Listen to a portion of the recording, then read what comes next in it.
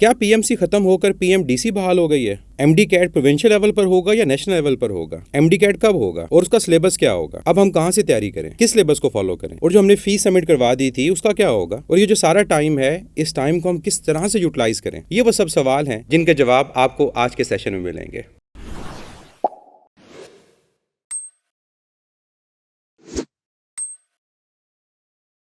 अस्सलाम वालेकुम, कैसे हैं आप लोग? मैं हूं आपका फिजिक्स का उस्ताद और आज मैं आप लोगों को ये जो सवाल हैं जो आजकल सोशल मीडिया पे गर्दिश कर रहे हैं, पीएमसी ख़त्म हो गई, पीएमडीसी दोबारा आ गई, और क्या अब टेस्ट प्रोविंशियल लेवल पर होना है या नेशनल लेवल पर होना है, ऐसे कई सवाल हैं जो आपके माइंड में आ रहे हैं। और ये नेचुरल है, आपकी जगह अगर मैं भी होता और ये सिनेरियो सारा होता तो ये सवाल मेरे माइंड में भी आते। अब हमें इनके जवाब पता होने चाहिए, और जब तक हमें इनके जवाब पता नहीं होंगे तो हम अपनी तैयारी को ठीक तरह से नहीं कर पाएंगे। तो इन सब सवालों के जवाब देने से पहले मैं आप सब लोगों को एक पॉइंट क्लियर करना चाहूँगा कि पाकिस्तान में कोई भी कानून किस तरह से मंजूर होता है, मीन्स पाकिस्तान में लेजिस्लेशन कैसे होती है, इस चीज़ को समझना बहुत ज़रूरी है, क्योंकि ये काफ़ी चीज़ें आपकी क्लियर करेगा। जब भी कोई कानून पास होता है तो सबसे पहले वो नेशनल असम्बली में प्रेजेंट होता है, टेबल होता है, नेशनल असम्बली पे उस पर डिस्कशन होती है, और फिर वोटिंग के थ्रू या तो वो मंजूर हो जाएगा या फिर नामंजूर हो जाएगा। अगर वो नेशनल असम्बली के अंदर मंजूर हो गया, पास हो गया, तो फिर वो सेनेट में पेश होगा। अब सेनेट अपर हाउस है, वहाँ सेनेटर्स हैं। अब सेनेट के अंदर सेम चीज़ होगी, वहाँ भी डिस्कशन होगी और वहाँ पर भी ये बिल पास होना ज़रूरी है। अगर बिल पास नहीं होता तो इसका मतलब वह कानून पास नहीं होगा। लेट से सेनेट से भी पास हो गया तो फिर वो जाएगा प्रेसिडेंट के पास। प्रेसिडेंट उसमें अमेंडमेंट कर सकता है, चेंजेस कर सकता है और वापस दे सकता है कि इनको दोबारा से डिस्कस करें। और ये जो पूरा का पूरा अमल है, इसमें अच्छा खासा टाइम लगता है, और जब प्रेसिडेंट उसको दोबारा से मंजूर कर लेगा तो फिर ये कानून बन जाएगा। अब अगर तो आपको ये चीज़ समझ आ गई तो फिर आप अपने पीएमसी के सिनेरियो को देखें कि पीएमसी का बिल अभी तक पास हुआ है नेशनल असम्बली में। ये वीडियो आपको नज़र आ रही है, ये बेसिकली नेशनल असम्बली की वीडियो है, जहाँ पर पीएमसी को ख़त्म करने का बिल और पीएमडी को दोबारा बहाल करने का बिल पास हुआ। अब दूसरी चीज़ आती है सेनेट के अंदर। अब सेनेट के अंदर ये बिल दोबारा पेश होगा और वहाँ पर भी इस पे बहस होने के बाद इसका मंजूर होना ज़रूरी है, और फिर जाएगा ये प्रेसिडेंट के पास, और प्रेसिडेंट क्या इसको मंजूर करता है या नहीं करता। और इन केस अगर वो मंजूर नहीं भी करता तो मेजॉरिटी की वजह से जो रूल अब बने हुए हैं, ये कानून अगर तो दोनों हाउसेस के अंदर, जो नेशनल असम्बली लोअर हाउस और सेनेट जो अपर हाउस है, वहाँ से मंजूर हो जाता है, तो फिर ऑटोमेटिकली प्रेसिडेंट चाहे इसको मंजूर ना करे, ये कानून मंजूर हो जाएगा और पीएमडीसी बहाल हो जाएगा।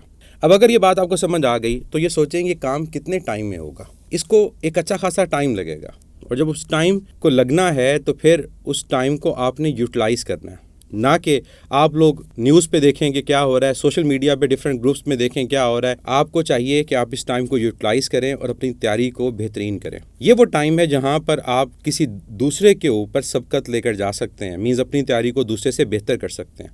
कि अगर एक स्टूडेंट यहाँ पर बहसों वाइसे में पड़ा हुआ है, दूसरों से सवाल जवाब कर रहा है कि अब क्या होगा, तो दूसरा स्टूडेंट इसी टाइम के अंदर अपनी तैयारी को पहले से बेहतर कर रहा है। तो ये है टाइम की यूटिलाइजेशन, कि आपको टाइम सही तरह ये यूटिलाइज़ करना है कि जितनी देर में बिल पास होता है अपनी तैयारी को जारी रखें। अब दूसरी चीज़ जो हमारे माइंड में आती है वो ये आती है कि हमारा सिलेबस क्या होगा। देखिए, जब तक पीएमडीसी बहाल नहीं होता तो सिलेबस पुराने वाला ही है जो पीएमसी ने इंट्रोड्यूस कर दिया था कि 2021 का सिलेबस ही 2022 में होगा। अगर चेंज आएगा तो सिर्फ ये चेंज आएगा कि टॉपिक्स कम होंगे। तो फिलहाल तो ये सोचें कि वही सिलेबस है, आपने उन्हीं को कवर करना है, लेकिन उस सिलेबस को आप लोगों ने कवर कहाँ से करना है? अपने बोर्ड की बुक से। मीन्स अगर आप पंजाब बोर्ड से हैं तो पंजाब बोर्ड की बुक्स को फॉलो करें, सिंध से हैं तो सिंध की, बलोचिस्तान से हैं तो बलोचिस्तान की, अगर आप फेडरल के हैं तो फेडरल की बुक्स को फॉलो करें। तो जिस प्रोविंस से आपका ताल्लुक है आप उन बुक्स को फॉलो करते हुए अपनी तैयारी को करें। हाँ, अगर आपको पता है इस चीज़ का कि आपकी बुक के अंदर कोई टॉपिक जो सिलेबस में मेंशन है और आपकी बुक में वो बेहतर नहीं लिखा हुआ, तो आप किसी और टेक्स्ट बुक बोर्ड को फॉलो कर सकते हैं और उस टॉपिक को अच्छा कर सकते हैं। देखिए, मेन पर्पज़ आपका ये होना चाहिए कि आपको उस टॉपिक से रिलेटेड सारे कॉन्सेप्ट्स क्लियर होने चाहिए। टॉपिक वही होता है, उसके कॉन्सेप्ट्स होते हैं जो आपको क्लियर हों, ताकि जैसा भी कोई एमसीक्यू किसी भी लेवल पर आए आप उसको अटैम्प्ट कर सको। तो ये तो हो गया सिलेबस और बुक्स के बारे में कि आपको कौन सा सिलेबस फॉलो करना है। और इन केस अगर पीएमडीसी बहाल हो जाती है तो याद रखें, पीएमडीसी भी यही कोशिश करेगा कि बजाय इस टाइम में वो एक नया सिलेबस लेकर आएँ वो क्या करेंगे, वो इसी सिलेबस को ही यूज़ करेंगे, क्योंकि उनको भी स्टूडेंट्स का ख्याल है कि स्टूडेंट इतने टाइम में अगर तैयारी कर रहे हैं तो उनको क्या सिलेबस देना चाहिए। और इन केस अगर वो सिलेबस चेंज कर भी देते हैं तो 60% तो कोर्स अभी भी आप लोग इस सिलेबस से कवर कर रहे हैं। तो अगर आप इस टाइम के अंदर वो अच्छी तरह कवर कर भी लेंगे तो फिर जो अगर एक्स्ट्रा कोई सिलेबस आता भी है तो वो चंद एक टॉपिक्स होंगे, आप उनको उस टाइम में ईजिली कवर कर सकते हैं। अब नेक्स्ट पॉइंट आपका आ जाता है कि टेस्ट कब होगा। देखें, इस चीज़ के बारे में आप कुछ नहीं कह सकते। हाँ, ये ज़रूर है कि इस सारे प्रोसेस के अंदर आपको ये फ़ायदा ज़रूर होगा कि आपको टाइम मिल जाएगा कि इन केस अगर बिल पास हो जाता है तो जो टेस्ट की डेट थी 7 सितंबर में भी वो डेट आगे चली जाए तो मीन्स आपको बहुत ज़्यादा टाइम मिला तैयारी करने का, जो लास्ट ईयर स्टूडेंट्स को नहीं मिला था। तो ये टाइम आपने अच्छी तरह से यूटिलाइज़ करना है, अपने सिलेबस को, अपने कोर्स को अच्छी तरह से प्रिपेयर करें, मैक्सिमम प्रैक्टिस करें ताकि हर तरह के MCQs, चाहे वो थ्योरेटिकल हों, कॉन्सेप्चुअल हों, नॉलेज बेस हों या फिर वो आपके पास ट्रिकी क्वेश्चंस हों जहाँ पर थोड़ा बहुत सोचना पड़ता है, आपको उनको ईजीली सॉल्व कर सकें। नेक्स्ट पॉइंट, कई स्टूडेंट्स के माइंड में आता है कि क्या हमारी जो फ़ीस हमने सबमिट करवा दी थी अब क्या वो वापस होगी। तो मैं आप लोगों को ये सजेस्ट करूंगा कि जो बिल नेशनल असेंबली में पास हुआ है वो नेशनल असेंबली की वेबसाइट पे प्रेजेंट है, मैं उसका लिंक भी दे देता हूँ, आप उस बिल को पढ़ें। उसमें एक पॉइंट लिखा हुआ है कि जब PMDC बहाल होगी तो PMC की जो सारे के सारे बैंक अकाउंट्स हैं और उसके अलावा जो बाकी के सारे डॉक्यूमेंट्स हैं वो ऑटोमेटिकली ट्रांसफ़र हो जाएंगे।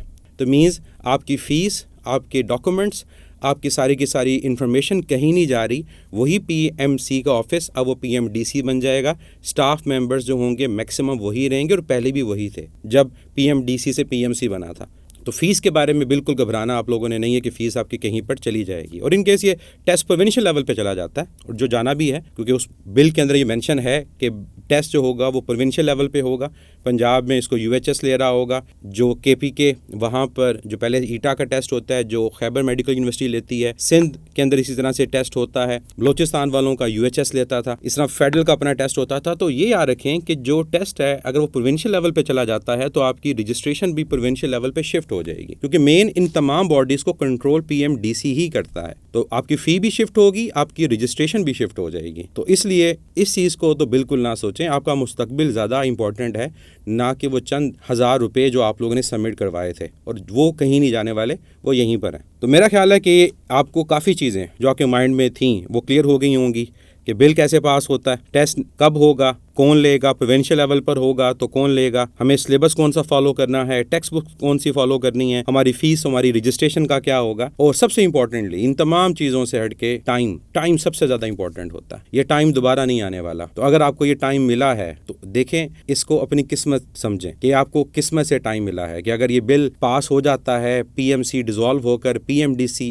एक्टिव हो जाती है, तो फिर ये जो टाइम आपने गेन किया इस पूरे अमल के अंदर कि टेस्ट कुछ डेज आगे चला गया, तो ये आपके बेनिफिट में जाता है। तो आपको चाहिए कि आज से क्या अभी से अपने सिलेबस को पकड़ें जो आपके पास एग्जिस्ट करता है, उस सिलेबस के मुताबिक अपनी तैयारी को करना स्टार्ट करते हैं। और अगर आपके माइंड में आता है, फिर भी डाउट आता है नहीं कि मुझे बाकी भी करने चाहिए, तो अगर आपके पास हिम्मत है, आप टाइम मैनेज कर सकते हैं, गो फॉर दैट, आप कर लें। लेकिन मैं आपको सजेस्ट यही करूंगा कि पहली प्रायोरिटी पे जो कम से कम आपका सिलेबस PMC ने पहले अनाउंस किया हुआ है उसको ज़रूर कवर करें। तो इंशाल्लाह ये आपके हक में बहुत बेहतर होगा। मैं लास्ट में एक बड़ी मुझे अच्छी एक कोटेशन लगती है वासिफ अली वासिफ की, मैं आपको वो बताना चाहूँगा। वासिफ अली वासिफ कहते हैं कि खुशकिस्मत इंसान कौन होता है?